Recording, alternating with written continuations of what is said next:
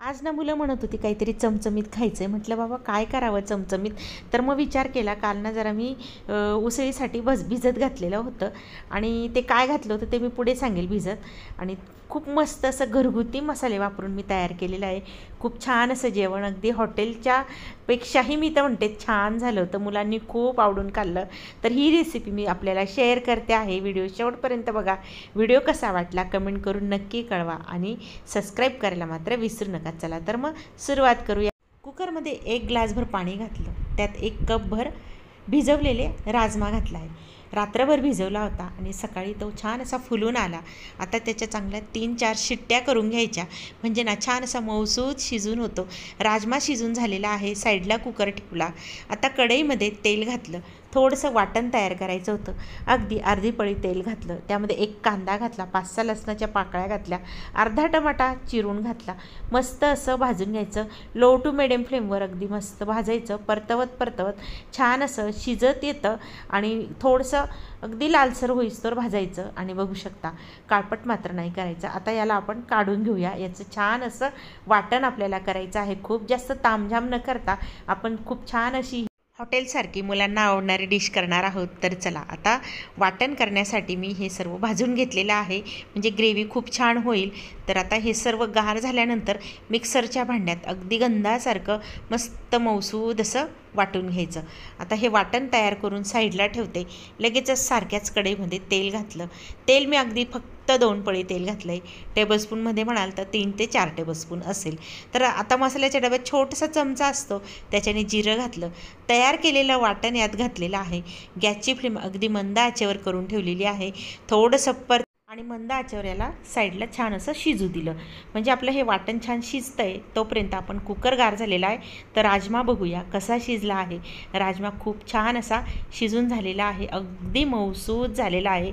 4 शिट्ट्या घेतलेल्या आहेत. तुमच्या कुकरच्या कशा होतात त्याप्रमाणे तुम्ही घेऊ शकतात.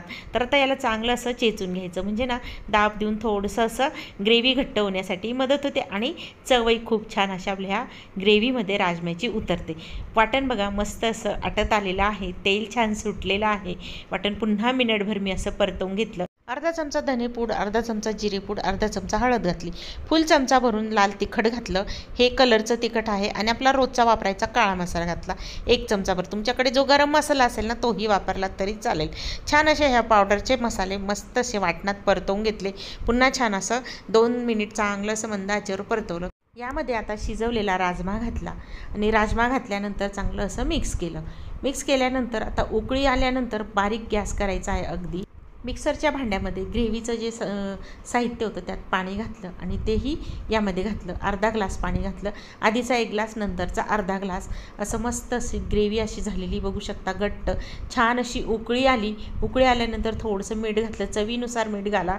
मी इथे अर्धा चमचा मीठ घातलेला आहे आणि मस्त मिक्स केल्यानंतर पुन्हा याला थोडीशी उकळी येऊ दिली.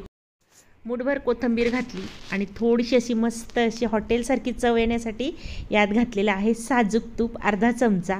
खूप जास्त घालू नका, नाहीतर तुपकट लागेल, कारण आपण पुढे ना थोडंसं वेगळा पदार्थ पण यामध्ये घालणार आहोत. आता इथे घातलेली आहे घट्ट दुधावरची अशी साय. 1 चमचाभर साय घातली आहे. पुढे पण आपल्याला साय अजून घालायची आहे, पण ती केव्हा मी तुम्हाला पुढे सांगते. मस्त घट्टसर आणि मस्त सुगंध दरवळला आहे घरभर. आता मस्त अशी प्लेट तयार करून घेते. मुलांना असं फिलिंग यायला पाहिजे ना हॉटेलचं, तर त्याच्यासाठी आता वरून मस्त पुन्हा आपण ही साय घातलेली आहे.